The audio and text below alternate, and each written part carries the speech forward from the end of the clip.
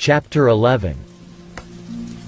I say then, has God cast away his people? Certainly not. For I also am an Israelite, of the seed of Abraham, of the tribe of Benjamin.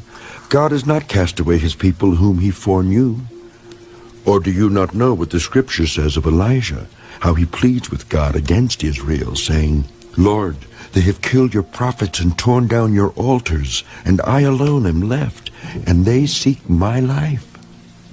But what does the divine response say to him?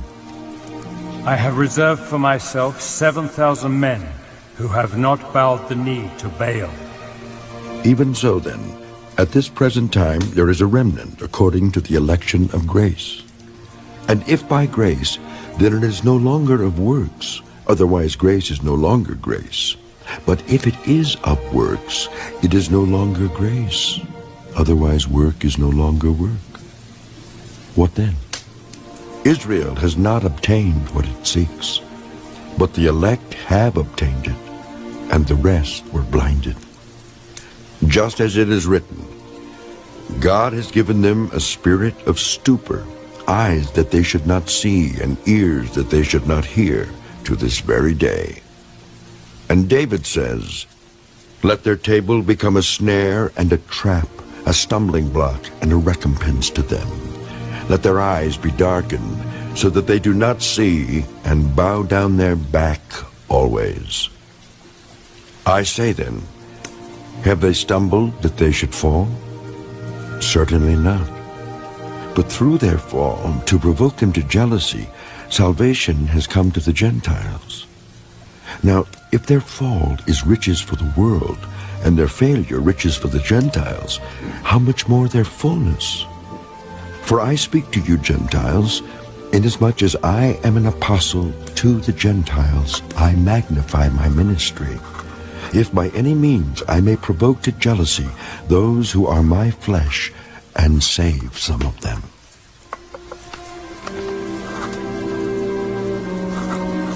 For if their being cast away is the reconciling of the world, what will their acceptance be but life from the dead?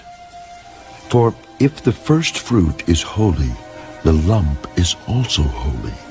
And if the root is holy, so are the branches.